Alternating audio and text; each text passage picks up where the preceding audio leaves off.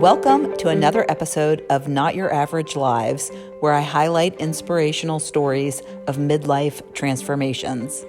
Today's guest is Kimberly Diede, who filled the void of her fast approaching empty nest by publishing her first book at age 51. Her inability to find books she liked and wanted to read led her down a path of discovery that lit her soul on fire. She's now working on her third book and writes in her spare time while still working a full-time job as an accountant. All right, I am here with Kimberly Diede. And just a little backstory about how Kimberly and I met is that she was actually on my email list. And when I started the show, I sent out my newsletter and just shared my first interview, and she responded, and it was really just a great email that said how much she liked the interview and how inspiring it was. And then she shared a little bit of her story. And you actually shared that you had had lunch with a friend and you felt sorry for the friend because she was stuck and she wasn't feeling passionate about anything. Right. And you, on the other hand, were super passionate and actually just kicking off. Well, you've been doing it for a while, but you're really getting into it in terms of writing books. That's right. So I replied and I said, you would be a great guest for my show. And you were like, oh my gosh, I don't know. So I love it because it was so organic. It wasn't like you were trying to, like, you did not contact me so you could be on. Oh, no. You were just inspired, and that's what I want is inspire people. But then you are a perfect person to share your own, to inspire others. And Kimberly is, or Kim is she's an author and she's also an accountant. So yes. I learned you can do both.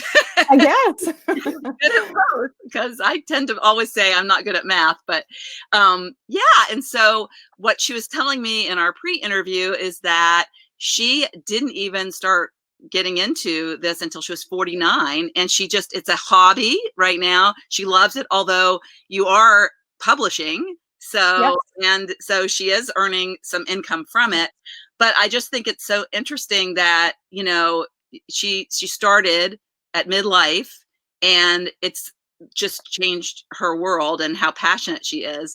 So Kim, I want to just know, like, what you were thinking when you said you were 49 that made you just, and a lot of people, as we talked about in the pre-interview, think that you have to like go all in on something, and you kind of like started, you know, dabbing your toe in it. And so I'd love to hear kind of what was going on in your mind when you started to pursue this. Sure. And maybe just to give you a little background on my family, and because it's a big part of my story, just like for so many of us, I think. But mid 40s, and you know, I've been in the same industry for 31 years, same company for 29 years, and I knew that my kids were getting older, they wouldn't be home much longer, and I just wanted a little something more than what I had. Something, as they needed less of my time, I wanted to do something. I'd always been really interested, at least for the last 10 years or so, since I turned 40. I think there's something about those milestone birthdays where I'd been reading a lot of self-development, doing a lot of that stuff. I've always been a very avid reader. And I write some for my corporate job, but that's more business numbers, that kind of thing. So while I love all the self-development, I wasn't really finding fiction books that were true to life, you know, protagonists I could kind of live vicariously through. So I thought, God, it'd be kind of fun to write my own story, never really knowing what I would do with it. But I started doing that, I'd say when I was about 48, 49, I was having fun with it, but wasn't making much progress. So I finally said, okay, I'm going to make myself write for 1 hour a day. So I did that. I wrote for an hour a day. However, when you wrote for 1 hour a day, you just journal, or did you like start with an outline? I didn't start with an outline. I'd advise that you do, but of course I was just doing it for fun. So you're building on a story. Okay. All right. Right, right. So, and One more my question. main When you were a child, did you like to write stories? I wrote some, but I would say I was much more a reader than a writer. I Hmm. can remember as a kid, I'd read, and one time in particular, I remember the sun coming up, literally. Wow. And so, I mean, I've always loved to read, but I didn't ever do too much writing, which I know can be kind of surprising given what I'm doing now. But I discovered my passion for that part of books later in life. So, but I just kept writing. Finally, I got to the Mhm. point where I thought, gosh, I kind of have a story here, but I shoved it in the drawer and didn't know really what to do with it. But it Mhm. was always on my mind. Finally, I took it out and did the one of the scariest things I've done, and I let my parents and my brother read it. Mhm. And it's women's fiction, but not necessarily something they would read as a rule. But my one brother reads a lot, and I knew he'd give me Was honest it like feedback. 50 Shades of Grey? No, no, World War but there's a little bit of sex in it, so, that's really scary to let mom and dad read that. Ugh. But I can vividly remember, so it would have been in September of 2016. I'd let him read it, hadn't heard anything back from him. My mom and dad said, "Oh, it's great," but I hadn't heard anything from my brother yet. And he called me when I was on a trip with my mom, and he called me. I was in a mall, and he said, "Kim, I think you need to do something with this." And I Mm. started to cry in the mall. It's Oh. like, "Oh my gosh, I really?" Um, so, and interestingly enough, on that very same trip, my mom's health started failing. Mhm. And had always been a huge supporter of mine. And so, we got to talking, and that would have been in September of 2016. We got home, and we, even played around with her and I. We took all of our books, paperbacks, laid them out on the dining room table, and each said, "Okay, here's what we like about covers," not having any clue how I would ever actually make a cover or make a book. So she was always very supportive. But then things kind of continued to go downhill with her health, and I felt this a little bit of time pressure to really do something because I wanted her to see the book. Oh. And so in February of 2017, I finally joined an online group that I'd been watching for literally a couple of years. Mhm. I finally made the big investment, both monetary and time wise, because Mhm. I felt like they could really show me how to turn my pile of papers into a book. So, Yeah. followed their program, worked great, got a lot of support, and in September of 2017, I published my first book. Oh, Mom got to see it, it was amazing. oh. She gave copies of it to all her friends, and so I would say that inspired me to push through my fear and really make it a book. Mhm. And then I loved the process. Then I was kind of Right. just I wanted to make a series, so And I love how you said exactly what I think people should do is you invested in yourself. I did. You Mhm, went and it you was you scary. invested in a program that could teach Yes, you and expedite the process, right. because I feel particularly when we're this age, we Mhm. we don't wanna wait 10 years No, thinking about an idea and then try right. and figure it out on our own. Mhm. I think with the more help you have with somebody who's an expert at it and the community that you probably got Absolutely. better ideas from, and Mhm. that you can connect with as well, like in conferences. I think you just went to a conference, I right? did, I Yeah. did. Yeah, a couple weeks ago, I went to my very first ever writing conference in person, met a lot of these people that were instrumental in helping me figure out the process. Mhm. So it was wonderful. Yeah, and then you can pay that forward, Oh, maybe someday yes, you'll have a support group for new authors and I would people. love that. Yeah, Yes. that's Because I can't tell you how many people will come up to me and say, "I've always wanted to write a book, but yeah, I couldn't." And it's that's like, me. "Yes, you could. If Yeah, I can do it, I'm an accountant for 30 years. yeah, Anybody can do it." yeah, So, it's on my 5-year plan, well, so, let me know. I'll help you out. okay. Now, so did you self-publish? Because 'Cause I've heard back and forth stories about, Uh-huh. like, you shouldn't really go big names can go with publishers, and Right. publishers want a fan base because they Mhm. know books will sell, Right. but that the publishers really control everything, and so you have just a lot more, leverage to do it Mhm. on your own. Is that Yes, yeah. I call myself an indie author, and I'm proud of it. During those couple years when I was watching this online group, I was also doing other research, just trying to understand the process, right? Because as a reader, I didn't have much of a clue how a book came into being. Mhm. And there's lots of benefits with the traditional route. However, I was 50 and I didn't want to wait 5 years and then find out it wasn't going to go anywhere because I Yeah. couldn't place it with a traditional publisher. So, and plus, I've been in corporate America my whole career. I like the independence that being an indie author can Yeah. provide. Yeah. But I hire people. I hire very professional people to help me. Mhm. I have, Like editors. professional editors, Mhm. professional cover designers, book coach. Mhm. He really helped me learn how, because writing is only the first part of it, and Mhm. even turning it into a decent book is only the first part of it. Then you have to figure out how to launch it and how to Yeah. market it. And Yeah. I'm finding I love that part of the process as Yeah. well. You Yeah. don't get to do necessarily all of that when you go the traditional publishing route. Right. So both Yeah. routes work, Yeah. but this is the one I know. Nowadays, you can just, like, put it up on Amazon, right? Right. Self Yeah. Mhm. That is definitely where I do the majority of my sales. I do Mhm. some others as well, but it's worked out really well. So where are you now? How many books have you published? I have published, I'm kind of because I work full time as well, I published the first one in September 2016, the second, I'm sorry, 2017, the Mhm. second one in September of 2018. I got my third book out this summer on my birthday, so that was fun. And I'm Congratulations. all within the month, I should have my fourth book out, which is a holiday novel. And Wow. they're all a series that I'm just having so much fun with. So 2 this year.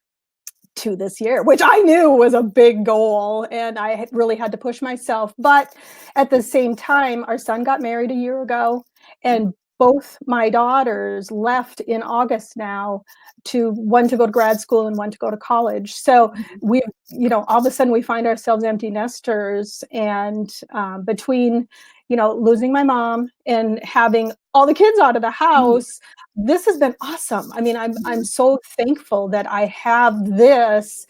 And honestly, I can tell you, I've never done something where I get kind of mad at night when I'm so tired and I have to go to bed. I don't want to stop working on it. I And know. then I wake up at every morning by 5, and I'm just excited to get back on it. So Isn't that amazing? it Because is. it's so crazy because, when you're passionate about something, you don't really wanna go to bed. And No, if it's I work, know. it's better, right? Right. And I just, like, sometimes my eyes are like, I can't even keep them open, but Yeah, I'm just like, I "No!" don't want to quit. I wish I was one of those people that only needed 3 hours of sleep, but I'm I not. know. Yeah. Then I could have got 3 books out this year So if I only my needed 3 hours of sleep. perception of you is that you are soaring above your empty nest. So, Absolutely. I'm that trying. I'm trying. I have moments when I get all teary and I miss him I dearly, know. but But um that life is behind us. We can't control it that. is. That's And right. that was our job. Our job was to, as I think my sister used to say this, when you've really succeeded when you financially launched your children. When they go off to college, it's not over. Right, right, It's right. yeah. That's Yeah, doing it's both my great. day job and my writing because I've got kids in college. So And you are such a great role model for them. that has been a big part of it too. I want to show them early in their career that the sky's the limit. There's Mhm. different things, and you don't only have to do what's expected of you. Yes, I feel like I'm impacting, 2 generations as a grandma, Absolutely. Yes, for and sure. For yeah, sure. that's so amazing. So you're married, you've been married for a long time? 30 years. Yeah. How's your Yeah. husband feeling about this? He's super supportive. Mhm, And I'm lucky because there are days when I feel like I'm kind of ignoring him. mhm, But he knows that, how important this is to get my books out. And I mean, he'll help me haul books in when I'm doing a book signing. He's right there next to me, hauling the heavy books. And so he's been very supportive. And I try to encourage him to do the same thing, him and my other girlfriends and my mhm. sister-in-laws, where we're all facing this point in our lives where our kids are leaving. They don't need us as much anymore. Right. Um, And it's now when we can really thrive and kind of focus on those dreams we tucked away long ago, even if we didn't really know what they were, Mhm. but kind of the essence of them, to Right. have something that we love to do and positively impacts other people. So tell me, and this might help some of our listeners who Mhm. are like, this was me. I didn't know. I had no clue. I didn't even know, and I was such a workaholic that Mhm. I kind of like just kind of drowned out any of those thoughts. I Yeah. just went to work, did a great job Mhm. at my corporate job, and that was my life. And then my kids, when I got home, it was like, okay, they were in sports. What thing activities do we have to do tonight? On the weekend, it was sports, sports, sports. Yeah. And so that, like, I just drowned myself in a job that I wasn't Mhm. really happy about. I mean, I was, I wasn't passionate about it, but it paid the bills, and I was valued. I think that Right. made me stay because I felt really valued. Mhm. And so I never took time to pursue a hobby. I the only thing that I can describe it is that I just suppressed it all, that I just like pushed it down. And if I had a thought, it was just like, oh, I don't have time, or I don't even know where to begin. So then it would just like push it down, push it down. Mhm. And so when you like, how did it start percolating in your head? Did you just like, were you driving in the car and you looked out the window and you thought, man, I would just love to write a book? I'd say it was before that. As I approached 40 and working in a role, I enjoyed it. I worked with a lot of great people, but it was interesting because for the longest time, I was always one of the youngest on the team, and I looked up to all these people. And over time, they reached, their early 50s. I was still at least 10 or 12 years younger than them. And I saw things happening in their lives that I thought, oh man, I better have a plan B just in case. And I better be working on some things that I really enjoy. Because sometimes they'd get to that point and then they'd readily admit, hey, I'm going to coast for the next 10 years. I don't really like what I'm doing, but I'm going to do it because I have to, and then I can retire. Mhm. And honestly, one of my mentors, he didn't take that approach. He retired in his early 40s, excuse me, early 50s, and had a great number of years traveling, enjoying life with his wife, but he passed away at 62. And Mm, if he would have waited until kind of normal retirement age. So all these things were kind of an eye opener for me. So I'd mhm. say starting in my early 40s, I read Rich Dad Poor Dad. Yeah, I I did. my dad was always an entrepreneur. Yeah, So even though I've been in the corporate world, I've had this yeah. entrepreneurial idea in the back of my head. And it's in the Uh, it's in the genes, and my husband's self-employed. So, I've always been kind of looking for what could I do for the last 10 or 12 years, Mhm. um, that would work with our family, with that I'd really enjoy though, Mhm. right? Because if I was going to do something different, I wanted it to be something fun. So even now on those days that gets to feel hectic and I think, oh, I got to do this on my writing or this. And it's like, no, wait a minute, back up. I'm doing this because I love it. Mhm. So, and no one's telling me what I have to do. Mhm. So I'll just shift a little bit for that day and keep the joy in there. Because I Mhm. think at this stage in our life, if we're going to be doing something extra, let's be sure we enjoy it and have Yeah. fun. So it's just, I'd say it wasn't one single aha moment, but just a culmination of seeing some things, maybe regrets other people that were a little bit older than me had. And I just kind of wanted to pivot earlier. Right. Yeah. I used to I don't want people to be sitting in a job that they don't like, counting the Mhm. days to retirement, Oh because my gosh, that no. tells me that you're doing something that you don't love, Right. and you're wasting time. Mhm. Why not just start dabbling in something you love, and Mhm. then you never have to retire, because you have so much Right. freedom being Mhm. independent. You can write Absolutely. anywhere. You can write I on the the beach in an island, and Yes. and in this day and age, this Mhm. technology period we're in, you can take take your work wherever you go. You don't have to be tied to a, well, your mobile phone goes everywhere. So even if you have to make phone calls, my husband, it's so funny. He's a real estate broker, and he came with, I had a conference last week in Toronto, and I said, why don't you join me when it's over? Because we had never done Niagara Falls or done any of Oh, that. sure. And he always jokes that every time he leaves home, his phone rings. And and he was there Thursday and we left on Monday. In those a few days, he got calls from, he's closed basically on 2 deals since he left. No, like not even a glimpse of either of them being a thing. That's crazy. And Yeah. it's like so crazy that like you can do these things and you're Absolutely. not tied. I mean, you're on the phone a little bit, but that's okay. I mean, right. We still had all that fun and enjoyed our time. And so I love the fact that, you can just decide what you want to do, figure out how to monetize it, Absolutely. and then start, dabbing your toe into the waters. So that's so cool. I love that, your story and how inspiring you are. So if you had to like give any advice, like, so you went out to lunch with your friend. Yes. She kind of didn't know what she wanted and she wasn't feeling passionate. So what was the advice you gave her? Just to think about what lights you up. What do you really enjoy?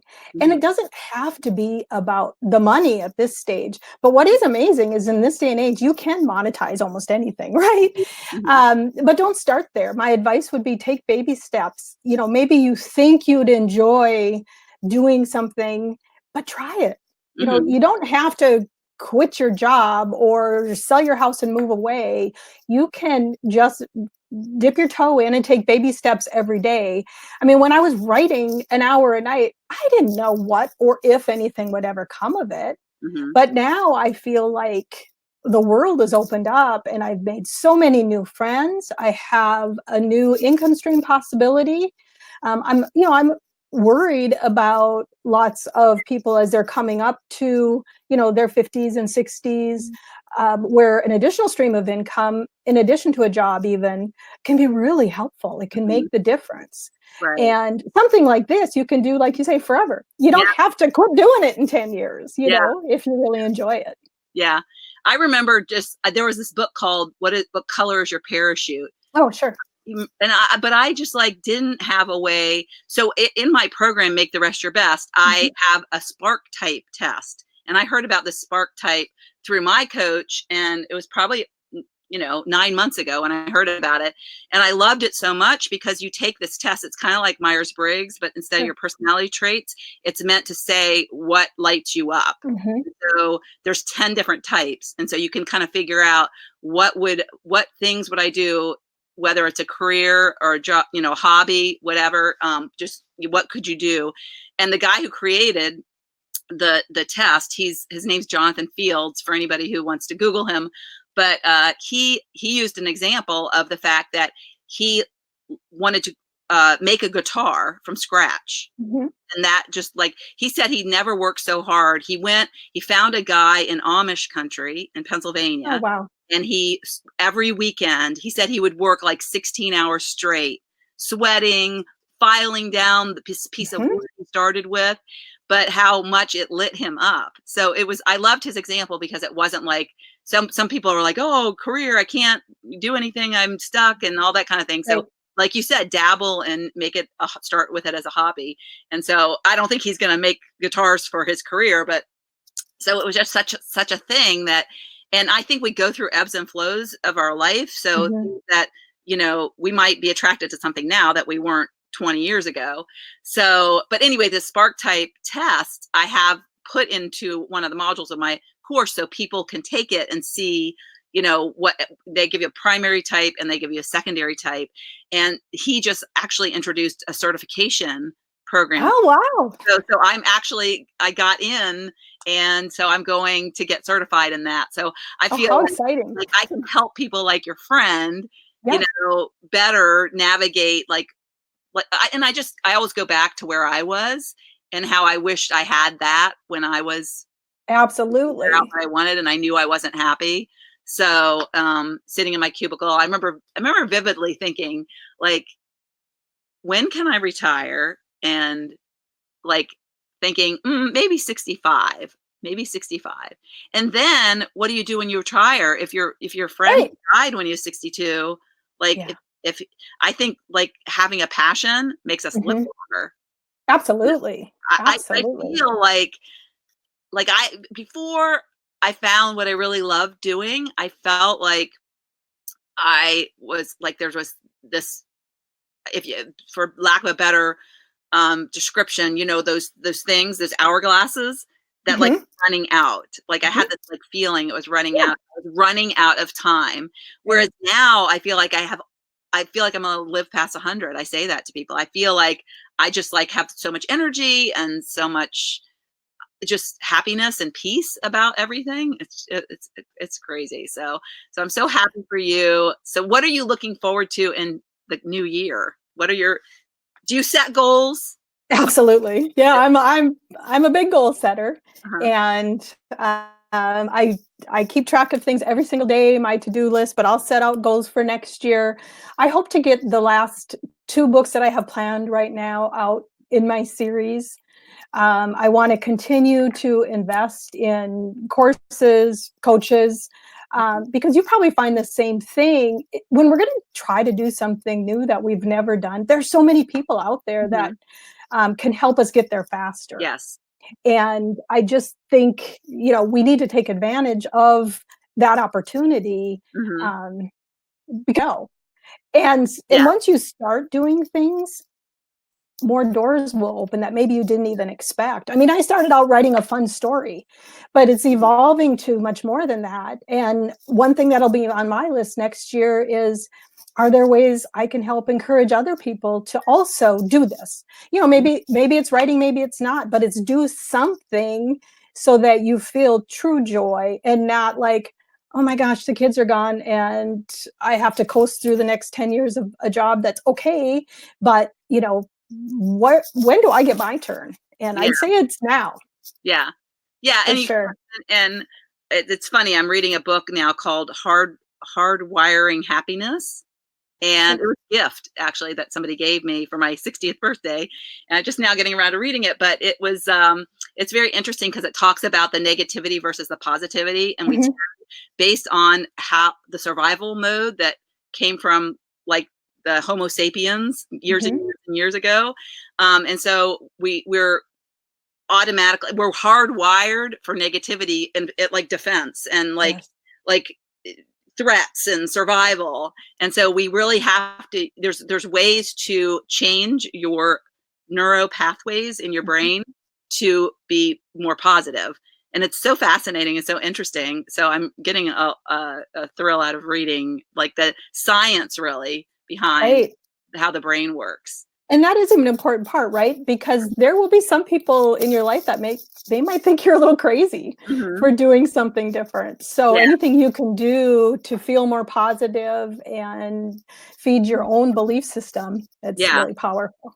And I thought of that because when you were talking about your kids leaving, Mhm. it made me think of the people that much focus on that instead of Right. focus on, well, look, you're free now. Mhm. Not like you can take care of yourself. That's not probably a mom's first tendency, No, to take care of it's them. not. And that's what and we're nurturing beings, but yet like look at the opportunities, look at like your all the doors that could open for you and Mhm. the opportunities that are there for you, just take them. So one thing that I love about my life now is all the people like you that I connect with. So has that been fun? Are you like, Oh, yes.